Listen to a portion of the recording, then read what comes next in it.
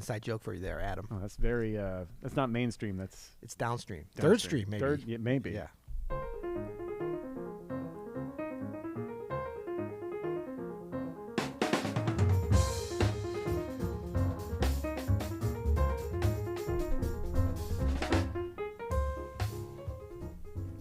I'm Adam Maness. And I'm Peter Martin. And you're listening to the You'll Hear It podcast. Jazz Explained. Explained. So, third stream music, Peter. Yes. I'm not really that big of a fan. I mean, I know it's not a fan of third stream. I'm not a fan of third stream. Who's a Gunther Schuller? Is that who we're Yeah, talking but about you know what? I can't say I'm not a fan. I don't know much about it either. I Like, feel name me a third stream track. I don't really know, Yeah, so- but I know it was like it's also a particular era of this this confluence of classical and jazz. Yeah, right? maybe. But I don't know. I know. I mean, it's fusion, right? Kind of. Yeah, third stream. But it's kind of like fusion and like it's like pan classical. Classical. Well, I do like the third place. Do you know about that? No. That's the coffee shop. That was the original Starbucks model. You have home, you have work. Now people work from home, so it's one place. Oh, yeah. But it was home, work, and then coffee shop. A third place for coffee. Well, it was like if you were unemployed or a consultant, that was your work. That was so your it was work. more like your first place. Oh man, I'm reminded there was a really amazing scene. Remember that show 30 Rock? Yes, Tina Fey. Of course. She had this horrible boyfriend named Dennis, and he always had like harebrained schemes for trying to make money, like businesses, like he sold pagers, like in the 2000s, Right. whatever. He was like, I got a coffee. He's like, I got a coffee vending machine business going, and Liz was like, what are you talking about, coffee vending machine? He's like, yeah. Here's the thing, Liz. Everyone loves coffee, right? Problem. Where do you get it? And Liz Lemon goes, Dennis, you get it everywhere. You literally get it everywhere. He's like, no, you get it in the basement of Kmart. Just ask Jerry for the key, and you go down to my vending machine. That's anyway, right. Hilarious show. Good and, stuff. Yeah, I hope everybody enjoyed that little Which segues side nicely stream. to what we're talking about today. Yeah, we got a- Mainstream. Mainstream. Well, we got Yeah. a speak pipe. Stream Stream. pipe. What do we got?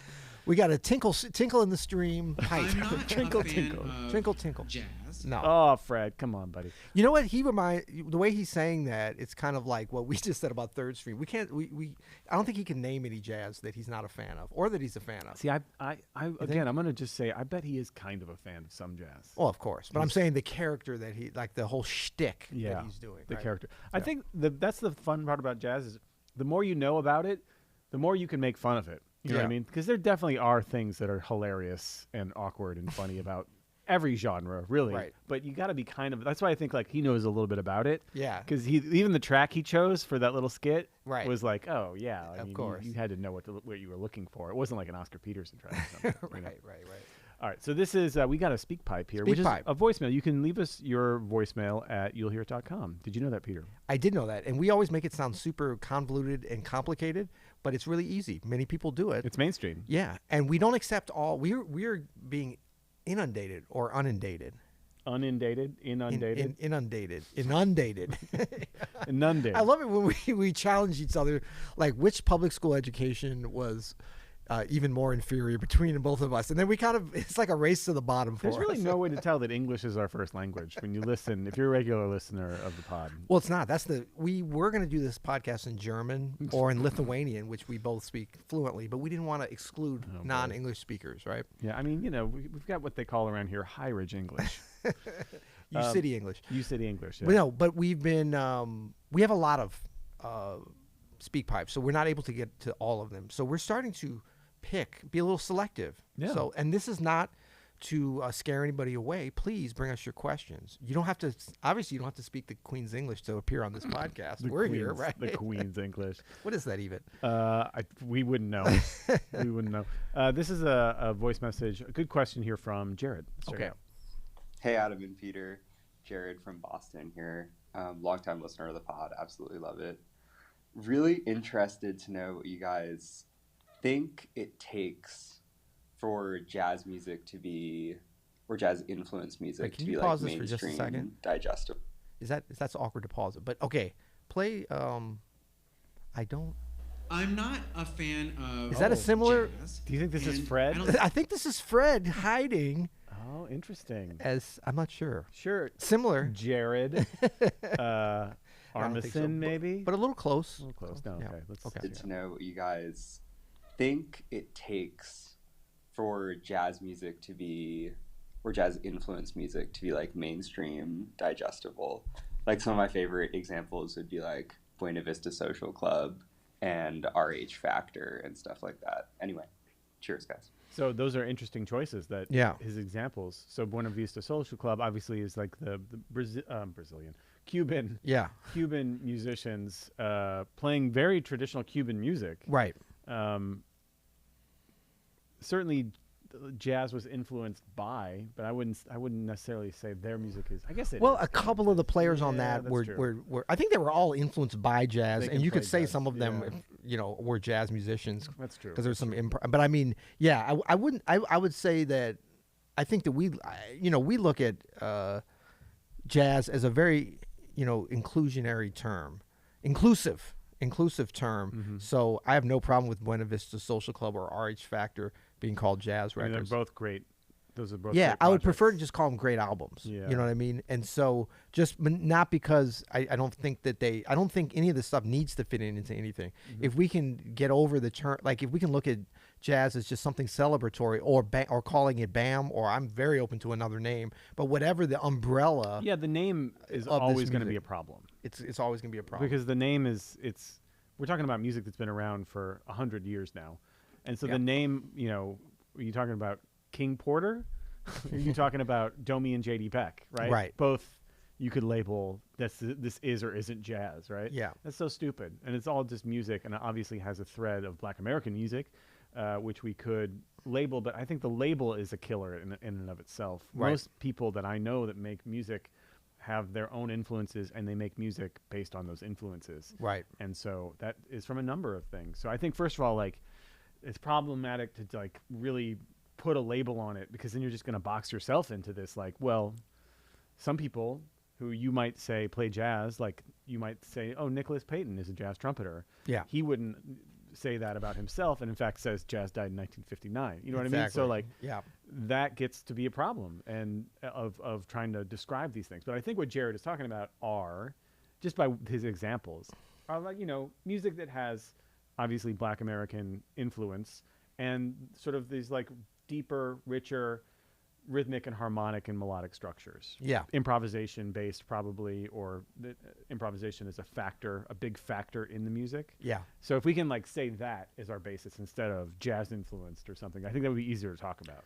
Right. And I think that, that's exactly it. So like a recording that is within the jazz realm or jazz adjacent, whatever you want to say, that becomes Jazz like adjacent. a hit. Jazz? This, yeah. Well, it's kind of like, okay, somebody that, I mean, it's all screwed up now because who's collecting records and stuff and CDs? I don't know. Yeah. Some people are. But in terms of like what you listen to, there's people that want to like listen to quality music, but they have a genre that they really enjoy. And maybe they don't have a lot of jazz records, but they might have Buena Vista Social Club, RH Factor, and that yeah. or RH Factor, and that would put them down the rabbit hole of those things that are adjacent to those recordings with those different artists and stuff, which I think is great. Yeah. So it almost becomes a thing of like, what's a great document of something that's kind of in the very inclusive jazz world that has crossed over. So you talk about those recordings, but then, you Kind of Blue is like kind of the big elephant in the room, I think, for that, in terms of obviously no one's going to argue that that's not a great jazz record that has crossed over, but also A Love Supreme, like we forget, and Blue Train. Like some of these recordings have gone mainstream. I mean, we could Dave Brubeck's Time Out.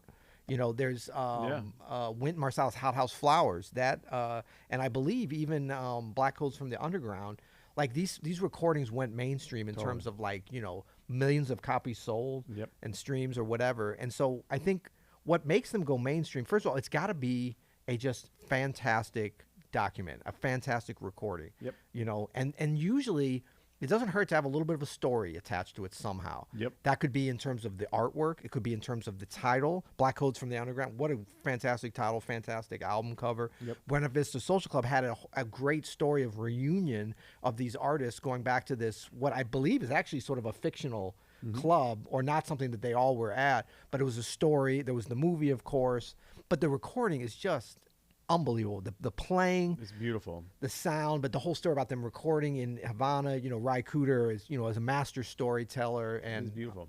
the German director, was it Wim Wenders or whoever? I mean, that's an extraordinary story. You don't always have to have that. But Kind of Blue, incredible sound, incredible playing, incredible programming, incredible musical story in terms of that. So, But there have been other jazz adjacent records too, even that you wouldn't put into that even traditional thing that I think stand out as well. yeah. You know what I mean? That have But no sort why of- we got to go adjacent? Why couldn't we even talk right within jazz? You could talk right within jazz. Yeah. Yeah, for sure. But I think what Jared is asking is, what does it take?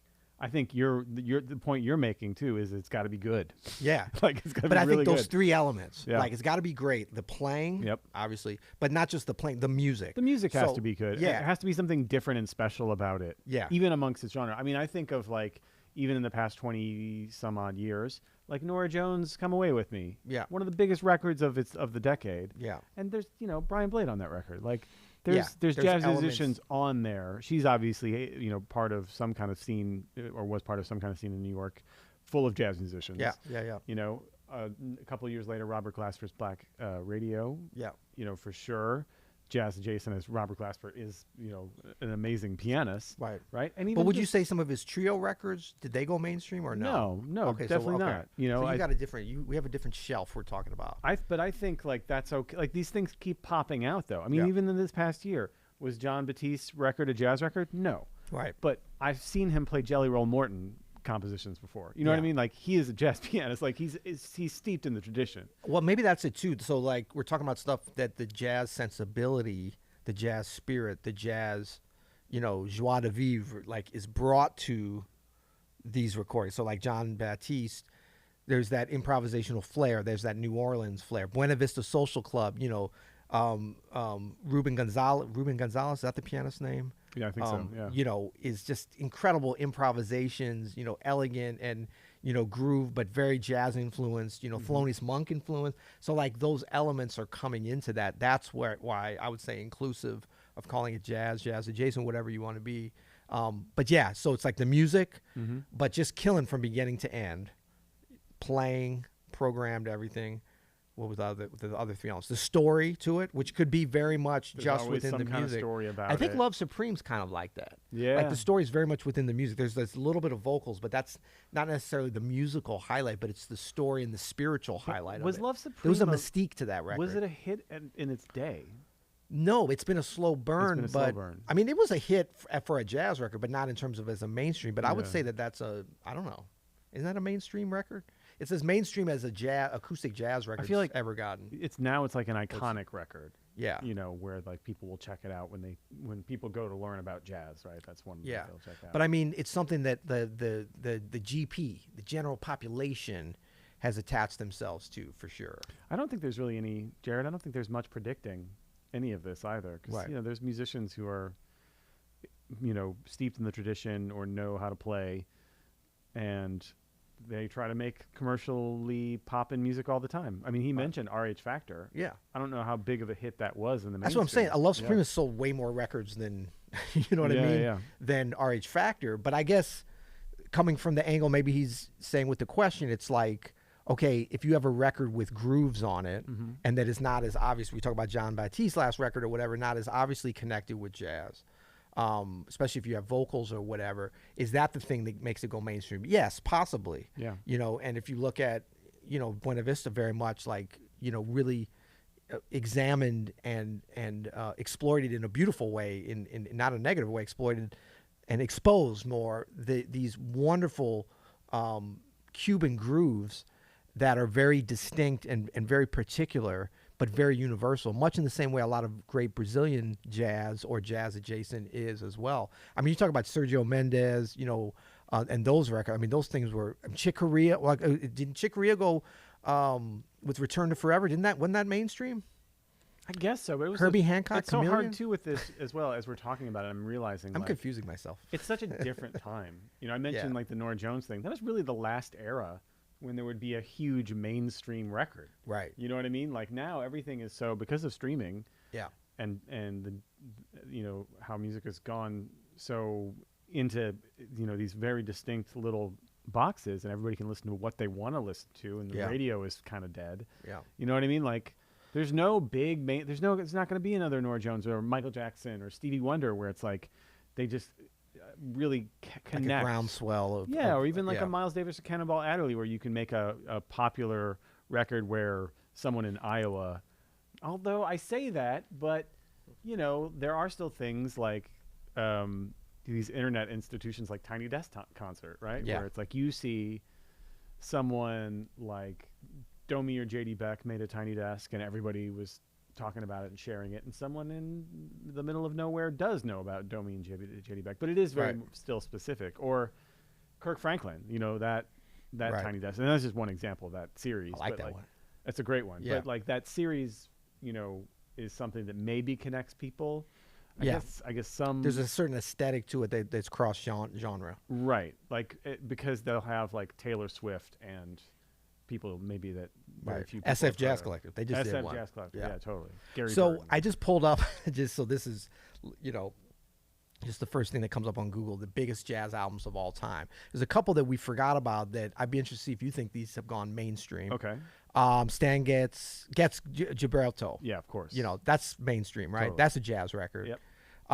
And the reasons that I think we kind of hit on, similar to the Buena Vista, there's a story there. That's not the first Bossa Nova record ever, but for a lot of people, it's the first and last. Well, and it's got a vibe. It's got a vibe, got a but big-time that's vibe. like steeped. I mean, like that's steeped in the authentic Brazilian groove that is so universal, so primal for people around the world. In much the same way as classical music, jazz, Cuban, African, West African. Many different things. Yeah, totally. So So what are some other? I'm gonna name mainstream some ones? others. This Yeah, is yeah. you're gonna be surprised with some of these. And I can't really say that these sources are correct, but whatever. Billie Holiday, Lady in Satin. Yeah, definitely. I'm not surprised about that. Interesting. That's not my favorite record of hers. It's an amazing record. It's not my favorite of hers, though, but for some 56 reason, or something. yeah. I mean, I think because the cover is so great Mm-hmm. and great songs on it. I mean, I got no problem with it. It's a pop record too. Yeah. Actually, that Stan Getz is not my favorite of his. I totally. You know what I agree. mean? Yeah. Oh, this is great. not my Art Blakey favorite. and the Jazz Messengers, Moanin'. Great cover, groovin'. But Is see- that mainstream? Yes, but see, this is I'm pretty sure Monin was somewhat of a hit. This is back when you could have an instrumental hit. Yeah. in yeah, the absolutely. mainstream, and I don't think that happens as much. I mean, when was the last instrumental hit? Maybe Axel F in the 80s. Dun, dun. Yeah, right. Someone knows it here. Yeah. Or Herbie Hancock's Rocket. You Right. know what I'm saying? The era of the instrumental hit is almost over. I'm trying to. Does Caleb? Do you think of anything that might have a hit of that nature? The Mario Kart. That's a video game soundtrack. No, Exactly. I just don't think there is one that would Right. like chart like Monin probably was on the pop charts. Right. Okay, here's another one Okay. that very much an instrumental hit. Dave Brubeck, Time Out. Of course, Take 5 is from there. 100%. Sonny Rollins' saxophone Colossus. Yeah, I think that's a Yeah. hit record. Great sound, great. I see a lot of these, like you would say, like, well, how come Sonny Rollins? There's like 12 other records we could think of that are just as great, but they might not have had all those elements. Well, Yeah. the fourth element I didn't mention was luck and Yeah. timing. You know, I'm thinking of probably the last era of instrumental hits, Kenny G, and I don't mean Kenny Jarrett. oh, you kind Kenny of Jarrett. Yeah. Kenny Jarrett. I don't know Kenny Jarrett. Kenny Jarrett is Kenny J. Kenny Jarrett. Kenny. He No, was I don't mean Kenny a Garrett. I mean- NASCAR driving alto player. Sponsored by Doritos. Dale Garrett. Dale Garrett. By the time this race is over. Oh God. Okay, Ornette Coleman, The Shape of Jazz to Come. No, that Yes. wasn't a hit. Well, this is one of the. Oh, I'm sorry. This is the 50 best jazz albums. Yeah, I was of all gonna say that's an time. amazing record. Okay, but Google. There's no you way didn't that come was a through. hit. What are the? How about 100 jazz albums that shook the world? That sounds like a BS. This is what list. happens when you Google stuff. I was as gonna you're say, where'd you doing. get that BuzzFeed? Jazzwise.com. Jazz Buzz. Oh my goodness. Anyway, but some of these are actually. But you know what? Shape of Jazz to Come. I bet you it sold 500,000 copies. I'm sure it did because people were buying a lot of copies back then. Well, no, but most. I mean, Also, that's it is iconic. We've never really given Ornette a great. due on this podcast, man. We got to give some. No, more we've Ornette. talked. Well, I mean, yeah, we should do more. But I mean, the thing is, it's a great album. Yeah. Sounds great. Great story that's Yeah. connected with the title, and great title. You know what I mean? Charlie Hayden's playing on that entire record too. So incredible. Blue Train. I think the Blue Train definitely kind of coming out of the instrumental hit thing. You know, starts out great sound, but I think the cover, that's one of the greatest. You know, it's not necessarily what I would say is the greatest Blue Note cover, but I think a lot of people would see it as that. Ellington and Newport, that's on here. I mean, that's a. Yeah. You know, a lot of people, if they have one, that's cool that it's a live record, would have, you know, kind of one. Anyway, I think we went too far into this. Wait. I mean, we went way past the main went street. down a Well, rabbit that's hole fun. at That's this what point. we I like do. your shirt, by the way. People can't. YouTube can see YouTube it. By the can way, see it. It's one if of you're those listening to this, go subscribe to the You'll Hear It YouTube channel. We put all these episodes on YouTube. Yeah. It's looking good, Caleb. We have three assignments for you for the dear listeners. Okay. Okay. Number one, go subscribe to the YouTube channel. You'll Okay. hear it. Whether there's will be a link below or a link to below wherever Okay. you are. Whether you listen, even if you want to just listen to it on the pod, you know, subscribe over there. There's some lively discussion that's starting to happen in the comments. I love it. And this episode will be on there, so go over there for lively comments. Yeah. And also, second thing you're gonna do is leave us a rating and review. 7 stars. Yeah. We're getting back to 7 stars. Only 7 stars. Yeah, big boy stuff. No big, no You're gonna have little to boy write it in. stuff. It's a write-in vote of 7 stars. Right, big girl, Everybody. big boy. No little boy, little girl stars. No, choose 7 stars. Choose 7. I choose Defiant Jazz. That's right. Yeah. Yeah. Choose 7 stars. Choose Defiant Jazz. And do that wherever you're consuming this podcast. Shape of Jazz to Come is kind of Defiant Jazz. It is, Yeah. exactly. Yeah. And then the third thing is optional. Leave us a speak pipe at you'llhearit.com. Oh, that's a good one. So Yeah. go to you'llhear.com and leave us a message. We want to hear from you. Ask us your question, and like Jared, and we will ramble for 20 minutes. That's right. About That's right. said question. We're going to do a whole episode coming up soon on these best jazz albums. We're going to debate this. On the best jazz albums? Yeah, in fact, Let's we're going to do it. that in 2 days. So until then. You'll hear it.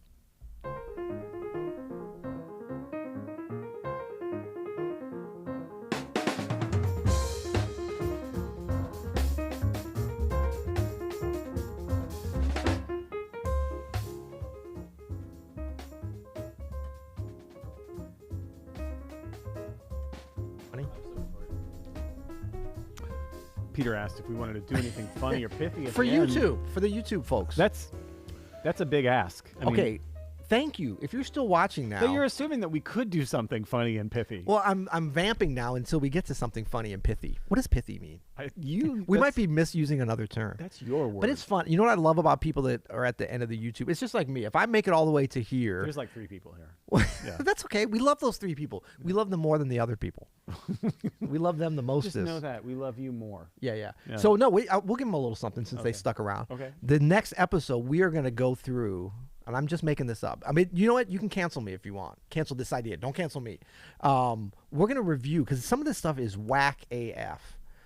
These best jazz albums of all time. They are pretty bad. And some of them are just kind of regurgitating stuff that other people said. So we're going to go through on the very next episode. Let's and do we're it. going to put it on the tube too. Okay? Thanks, YouTube. Peace. See ya.